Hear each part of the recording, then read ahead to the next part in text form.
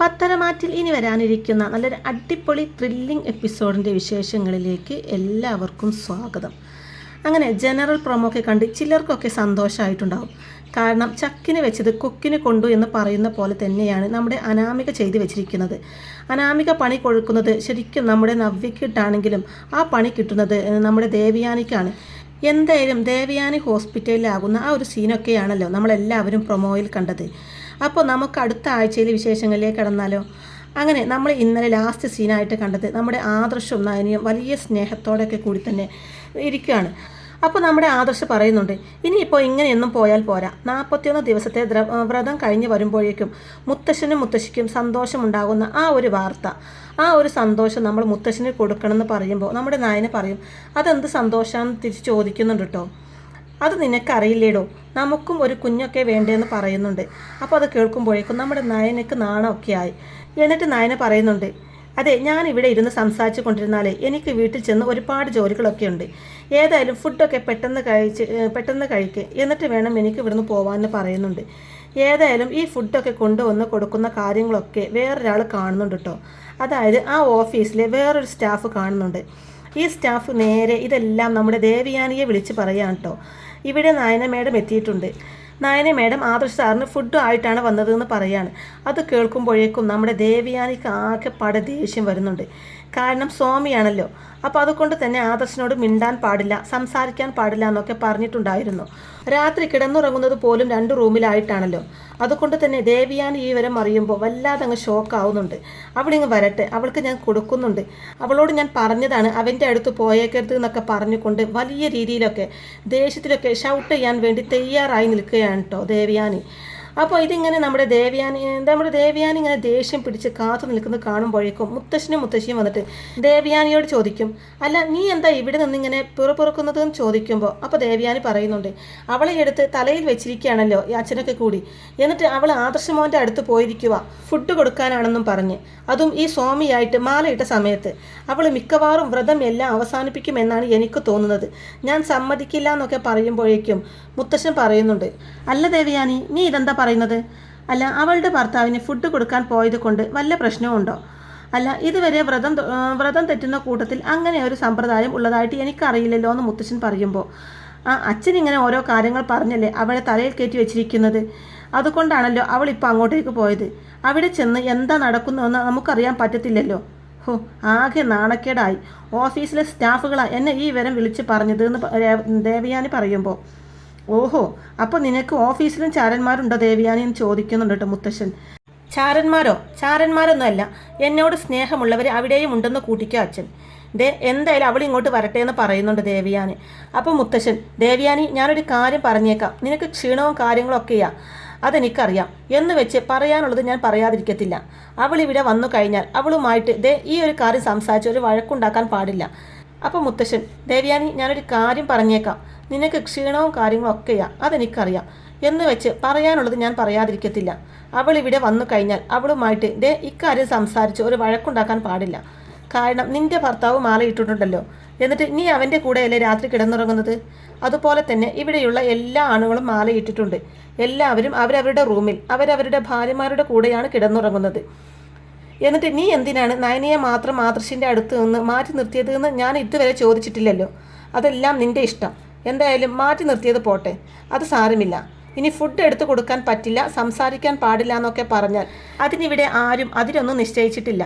അങ്ങനെ നിശ്ചയിക്കാൻ ഞാൻ ജീവനുള്ളിടത്തോളം കാലം അതിന് സമ്മതിക്കാനും പോകുന്നില്ല എന്ന് പറയുന്നുണ്ട് മുത്തശ്ശൻ. അപ്പോൾ ഇത് കേൾക്കുമ്പോഴേക്കും ദേവയാനി പറയുന്നുണ്ട്, എനിക്കറിയാം, അല്ലെങ്കിലും ഞാൻ എന്ത് തീരുമാനം എടുത്തിട്ടുണ്ടെങ്കിലും അതിനെ എതിർക്കലാണല്ലോ അച്ഛൻ്റെയും അമ്മയുടെയും ഒക്കെ സ്വഭാവം. പണ്ട് ഇങ്ങനെയൊന്നും അല്ലായിരുന്നു. ഞാനൊരു തീരുമാനം എടുത്തു കഴിഞ്ഞാൽ എല്ലാവരും അംഗീകരിക്കുമായിരുന്നു എന്ന് പറയുമ്പോൾ, അതെ, അന്ന് നിൻ്റെ സ്വഭാവം ഇങ്ങനെ അല്ലായിരുന്നല്ലോ മോളെ എന്ന് മുത്തശ്ശിയും പറയുന്നുണ്ട്. ഇത്രയും പറഞ്ഞിട്ട് മുത്തശ്ശനും മുത്തശ്ശിയും അവിടെ നിന്ന് അങ്ങ് പോവാണ് കേട്ടോ. അന്നേരം കളി ഇളകി നിൽക്കുകയാണ് നമ്മുടെ ദേവയാനി. അപ്പോൾ ഇതെല്ലാം കേട്ടിട്ട് നമ്മുടെ രേവതി ദേവയാനിയുടെ അടുത്തേക്ക് വരികയാണ്. എന്നിട്ട് പറയുന്നുണ്ട്, ഏതായാലും ഈ വീട്ടിലെ കാര്യങ്ങളൊക്കെ തീരുമാനിക്കുന്നത് മുത്തശ്ശനാണെങ്കിലും ഒരു കേട്ടുകേൾവിയൊക്കെ ഉണ്ടായിരുന്നു. മൂത്ത മരുമകൾക്കാണ് ഇവിടെ പദവി കൂടുതലെന്ന്. പക്ഷേ ആ പദവി ഇപ്പോൾ നയനെ കൈവശപ്പെടുത്തിയിരിക്കുകയാണല്ലോ എന്ന് പറയും. തീയിൽ എണ്ണ ഒഴിക്കുകയാണ് കേട്ടോ നമ്മുടെ രേവതി. അപ്പോൾ അനാമികയും പറയുന്നുണ്ട്, അല്ലെങ്കിലും ശരിയാ, എനിക്കിവിടെ സത്യം പറഞ്ഞാൽ ഏറ്റവും കൂടുതൽ റെസ്പെക്റ്റ് ഉള്ളത് അത് വല്യമ്മയോടാ.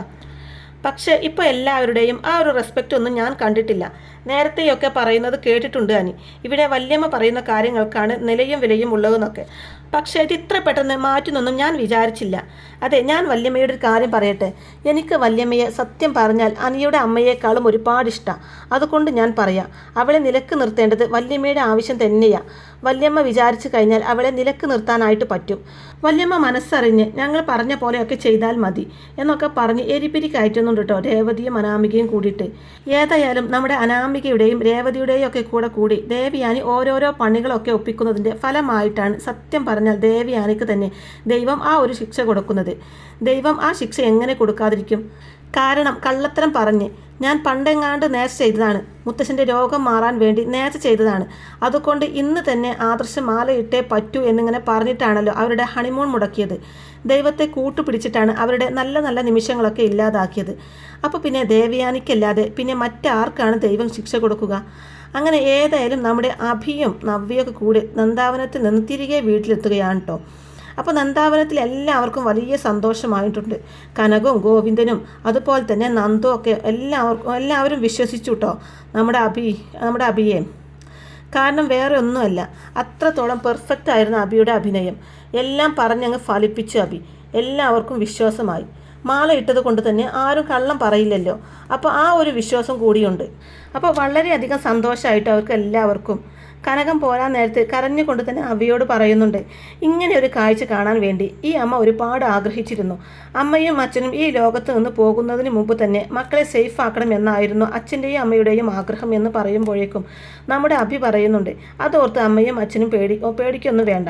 അച്ഛനും അമ്മയും ജീവിച്ചിരിക്കുമ്പോൾ തന്നെ നവ്യയുടെ സന്തോഷം ഇനി മുതൽ അങ്ങോട്ട് കാണാൻ പോവാം. ഇനി ഞങ്ങളുടെ കുഞ്ഞും കൂടെ വന്ന് കഴിയുമ്പോഴേക്കും ഈ സന്തോഷം ഇരട്ടിയാവും എന്നൊക്കെ പറഞ്ഞിട്ടാണ് കേട്ടോ അവിടുന്ന് ഇറങ്ങുന്നത്. അങ്ങനെ അവർ അനന്തപുരിയിലെത്തുന്നുണ്ട്. അങ്ങനെ അനന്തപുരിയിലെത്തിയ നവ്യ ഇങ്ങനെ ഇറങ്ങി വരുമ്പോഴേക്കും രേവതിയും നമ്മുടെ അനാമികയും കൂടി ചേർന്ന് ആ ഒരു പാലിൽ മരുന്ന് കലക്കി കൊടുക്കാൻ വേണ്ടിയുള്ള ആ ഒരു തന്ത്രപ്പാടിലൊക്കെയാണ് കേട്ടോ. അപ്പോൾ ഇവർ സന്തോഷത്തോടു കൂടി വരുന്നത് കാണുമ്പോഴേക്കും ജലജയും അവിടെ നിൽപ്പുണ്ട്. ജലജയോട് രേവതി പറയാണ്, അല്ല ജലജ എപ്പോഴും പറയാറുണ്ടായിരുന്നല്ലോ മോന് എല്ലാം കേട്ട് അനുസരിക്കുന്ന ഒരു പുത്രനാണെന്ന്. എന്നിട്ട് ഇതേ ഇപ്പോൾ ആദർശിനെ പോലെ അഭിയും നവ്യയുടെ സാരിത്തുമ്പിൽ പിടിച്ചാണല്ലോ നടപ്പുമെന്ന് പറയുമ്പോൾ ജലജ പറയുന്നുണ്ട്, അതിനിപ്പോൾ എനിക്കെന്ത് ചെയ്യാൻ പറ്റും? എനിക്കൊന്നും ചെയ്യാൻ പറ്റില്ല. അതിപ്പോൾ എന്തെങ്കിലുമൊക്കെ ആവട്ടെ, ആ കാര്യമൊന്നും ഞാനിപ്പോൾ ശ്രദ്ധിക്കുന്നില്ല, ഇനിയിപ്പോൾ ഞാൻ അതിലൊന്നും മെയിൻ ചെയ്യുന്നില്ല എന്ന് പറയുന്നുണ്ട് കേട്ടോ.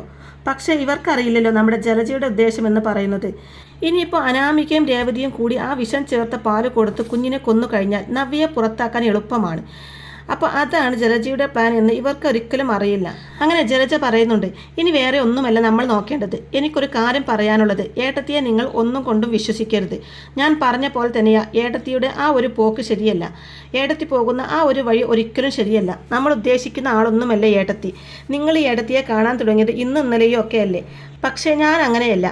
ഞാനിവിടെ ഉണ്ടായിരുന്നപ്പോൾ മുതൽ, അതായത് ഞാൻ ഈ വീട്ടിലുള്ളപ്പോഴാണ് ഏട്ടത്തി വന്ന് കയറിയത്. അന്ന് മുതൽ ഞാൻ ഏട്ടത്തിയെ കാണാൻ തുടങ്ങിയതാണ്. അതുകൊണ്ട് ഏട്ടത്തിയെ നിങ്ങൾ കണ്ണടച്ച് വിശ്വസിക്കരുതെന്നൊക്കെ ഇങ്ങനെ പറയുന്നുണ്ട് കേട്ടോ.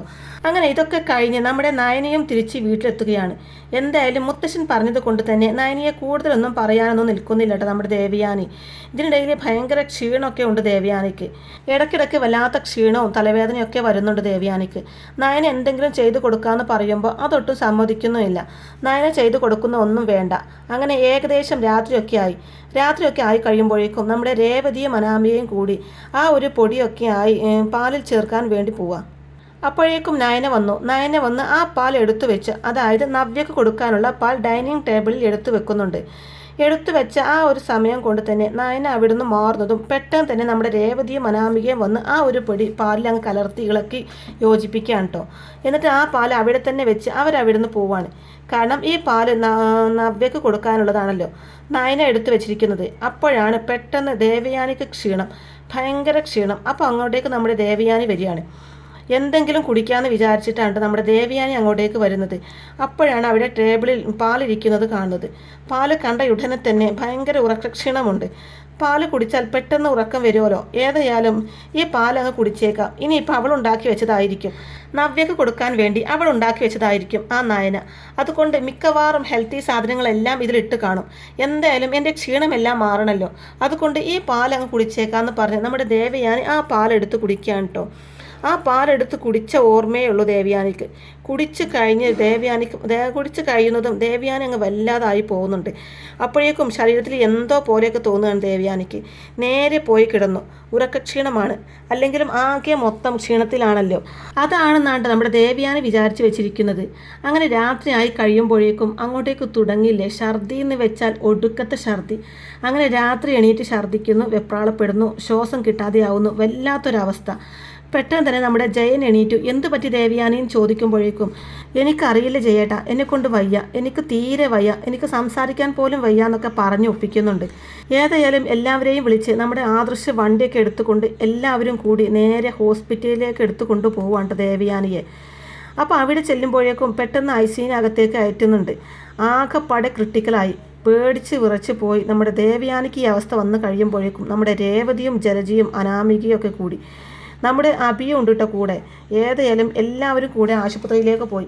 പക്ഷേ ജലജയ്ക്കും അഭിക്കും അനാമികക്കും രേവതിക്കും അറിയാം ആ ഒരു പാല് കുടിച്ചിട്ടാണ് ഈ പ്രശ്നങ്ങളൊക്കെ ഉണ്ടായത് എന്ന്. പക്ഷേ മറ്റുള്ളവരെല്ലാവരും വിചാരിച്ചു വെച്ചിരിക്കുന്നത് 2-3 ദിവസം മുമ്പ് തന്നെ വല്ലാത്തൊരു ക്ഷീണവും ശാരീരിക ബുദ്ധിമുട്ടൊക്കെ അനുഭവിച്ചല്ലോ നമ്മുടെ ദേവയാനി. അതാണ് സംഭവം എന്ന് ഓർത്തിരിക്കാവട്ടെ എല്ലാവരും. പക്ഷേ ഡോക്ടർ ദേവയാനിയെ പരിശോധിച്ച് കഴിഞ്ഞതിന് ശേഷം പറയാണ് മാരകമായ കൊടും വിഷം വയറ്റിൽ ചെന്നിട്ടുണ്ടെന്ന്. അതാണ് ഇങ്ങനെ സംഭവിച്ചത് എന്ന്. ഇത് കേട്ട് കഴിയുമ്പോഴേക്കും ശരിക്കും ഞെട്ടിപ്പോവാണ് കേട്ടോ ആദർശും ജയനും അങ്ങനെ എല്ലാവരും. ഉടനെ നമ്മുടെ രേവതിയും അനാമിക എന്താ ചെയ്തത്? അവർ പറയുന്നുണ്ട് ഇവള് പാല് എടുത്ത് വെച്ചത് ആർക്കാ? നവ്യക്കല്ലേ. അപ്പോൾ നവ്യക്ക എടുത്ത് വെച്ച പാലല്ലേ വല്യമ്മ എടുത്ത് കുടിച്ചത്? അപ്പോൾ ഈ പാല് തയ്യാറാക്കിയത് വേറെ ആരുമല്ല, നയന തന്നെയാണ്. അന്ന് ഞങ്ങളുടെ വയറെല്ലാം പോയപ്പോൾ ഞങ്ങൾ പറഞ്ഞതല്ലേ ഇവൾക്ക് ശത്രുതയുള്ളവരോടെല്ലാം ഇവൾ ഇങ്ങനെ തന്നെയാണ് പെരുമാറുന്നതെന്ന്. ഇവള് മനഃപൂർവ്വം ആ പാലിനകത്ത് എന്തോ കലർത്തിയിട്ടുണ്ട് എന്ന്. ഏതായാലും ആകെപ്പാടെ ഈ ഒരു വിഷയമാവുന്നുണ്ട് കേട്ടോ. ഏതായാലും നമ്മുടെ ആദർശും അതുപോലെ തന്നെ മുത്തശ്ശിയും ഒന്നും ഇത് വിശ്വസിക്കാൻ പോകുന്നില്ല. അവിടെ നടന്ന സംഭവം എന്താണെന്ന് വ്യക്തമാക്കാൻ വേണ്ടി ആരുടെ കയ്യിലും ഒരു തെളിവുമില്ല. അപ്പോൾ ഏതായാലും നയനെ കാല് പിടിച്ച് പറയുന്നുണ്ട് ഒരിക്കലും ഞാനല്ല ഇത് ചെയ്തത് എന്ന്. ആദർശം പറയുന്നുണ്ട്, മുത്തശ്ശിയും ഒക്കെ പറയുന്നുണ്ട് ഇതിൻ്റെ പിന്നിൽ ആരാണെങ്കിലും കണ്ടുപിടിച്ചിരിക്കുമെന്ന്. അല്ലെങ്കിൽ ഇനിയിപ്പോൾ എന്താ ചെയ്യേണ്ടതെന്ന് ഞങ്ങൾക്കറിയാമെന്ന് മുത്തശ്ശിയും ഒക്കെ പറയുന്നുണ്ട്. എന്തായാലും നവ്യക്ക് വെച്ച പണിയാണ് നമ്മുടെ ദേവയാനി കിട്ടിയിരിക്കുന്നത്. ദേവയാനിക്ക് ഇതല്ല, ഇതിനപ്പുറം കിട്ടിയാലും ദേവയാനി അടങ്ങില്ല. ഏതായാലും ഇതോടുകൂടി വല്ലാത്തൊരവസ്ഥയിലായി പോവാൻ ദേവയാനി. അങ്ങനെ ദേവയാനി കിടപ്പിലാവുകയാണ്. ഇനി കുറേ നാളത്തേക്ക് ദേവയാനിക്ക് ഒന്നും ചെയ്യാൻ കഴിയാതെ പൂർണ്ണമായിട്ടും കിടപ്പിലായി പോവുകയാണ് ദേവയാനി. ഈ ഒരു അവസ്ഥയിലാണ് കേട്ടോ ദേവയാനി സത്യങ്ങളൊക്കെ തിരിച്ചറിയാൻ പോകുന്നതും നമ്മുടെ നയനയെ മനസ്സിലാക്കാൻ പോകുന്നതും. എങ്ങനെയെന്ന് വെച്ചാൽ കിടപ്പിലായ ദേവയാനിയെ അനാമിക തിരിഞ്ഞു പോലും നോക്കില്ല എന്ന് മാത്രമല്ല ദേവയാനിയെക്കുറിച്ച് ഓരോന്ന് പറയുകയും ചെയ്യും. എന്നാൽ നയനയാണെങ്കിൽ ദേവയാനിയുടെ കൂടെ നിന്ന് ദേവയാനിയെ പരിചരിക്കുകയും ഒരു മകളുടെ സ്ഥാനത്ത് നിന്ന് ദേവയാനിയുടെ എല്ലാ കാര്യങ്ങളും ചെയ്തു കൊടുക്കുകയൊക്കെ ചെയ്യുന്നുണ്ട് നയന. അങ്ങനെ ദേവയാനി അനാമികയെ തിരിച്ചറിയുകയും നയനയുടെ നന്മ തിരിച്ചറിയുകയും നയനയെ സ്വന്തം മരുമകളായിട്ട് സ്നേഹിക്കുകയും ഒക്കെ ചെയ്യുന്നുണ്ട് ദേവയാനി. അങ്ങനെ ദേവയാനി തൻ്റെ അസുഖം മാറുന്നതോടു കൂടി പുതിയ ഒരാളായി മാറുകയും നയനയെ തൻ്റെ നെഞ്ചോട് ചേർത്ത് വെക്കുകയും എല്ലാം ചെയ്യുന്നുണ്ട് കേട്ടോ. അങ്ങനെ നയനയും ദേവയാനിയും എന്തിനും ഏതിനും കട്ട സപ്പോർട്ടായിട്ട് നിൽക്കുന്ന അടിപൊളി കിടുക്കൻ എപ്പിസോഡുകളൊക്കെയാണ് കേട്ടോ ഇനി പത്തരമാറ്റ് സീരിയലിൽ നമ്മളെ കാത്തിരിക്കുന്നത്. അപ്പോൾ ഈ ഒരു റിവ്യൂ ഇഷ്ടമായിട്ടുണ്ട് എന്നുണ്ടെങ്കിൽ വീഡിയോ ലൈക്ക് ചെയ്യാനും ചാനൽ കൂടി ഒന്ന് സബ്സ്ക്രൈബ് ചെയ്ത് സപ്പോർട്ട് ചെയ്യാനും മറക്കല്ലേ ഫ്രണ്ട്സ്. താങ്ക്